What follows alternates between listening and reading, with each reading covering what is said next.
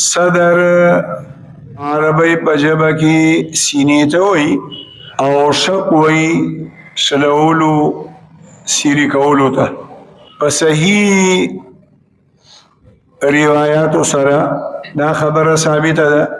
چې د نبی علیه الصلاۃ والسلام په ژوند او په زندګۍ کې څلور ځله شق صدر شوې ده. دوه ځله د نبوت نه وړاندې، یو ځل د نبوت د میلاویدو په وخت کې،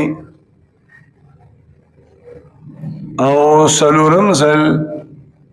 د بخاري او د مسلم شریف په صحیح روایاتو سره ثابته ده چې معراج ته د طلوع په وخت کې اول چې کوم شق صدر شوی دی نو دا د بنو سعد په علاقه کې او دا په ځنګل کې میره کې، او په دغه وخت کې د نبی علیه الصلاۃ والسلام عمر مبارکو تقریبا 4 کاله. شق صدر ولا فرشتو کړي دي او فرشتي دوی، یو جبريل او دوی میکائیل، او دا دواره فرشتي راغلي وي په سپین لباس کې. اولی د نبی علیه الصلاۃ والسلام سینه اوسیرله او زړه مبارک یې راوښکلو.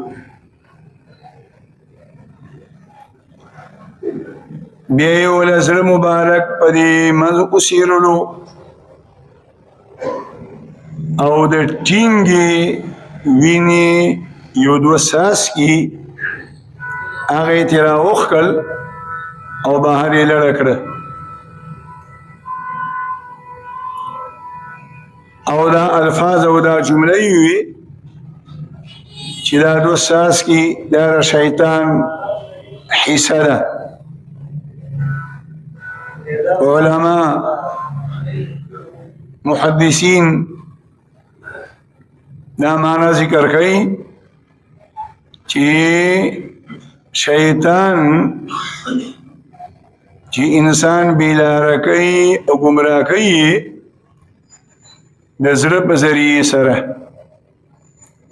ځکه زړه مرکز دی، انجن دی، او بیا د هر انسان په زړه کې یو ماده پرته ده د وینې د څاڅکو په شکل کې، د دې په ذریعې سره شیطان انسان ګمراه کوي او بیلاره کوي.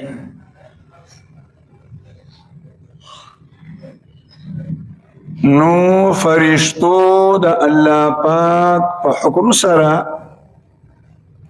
د نبی علیه الصلاۃ والسلام د زړه مبارک نه د شیطان د وسوسو د ماده بالکل ختمه کړه. د سرو زرو د جنت د سرو زرو خانق ورسره او د یخو اوبو نه ډکو،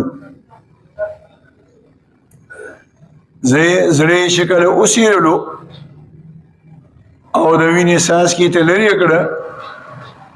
نو بیا په دغه یخو اوبو کې زړه ووینځلو او بیا یې وله زړه یې اوسېږه په خپل ځای کې فټ کړلو او بیا یې وله سینه مبارکه وګنډله. صحابه کرامو به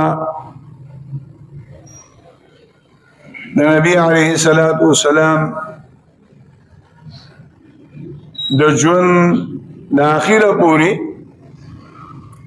د ستنې د ګنډلو هغه داغونه په خپلو سترګو باندې لیدل.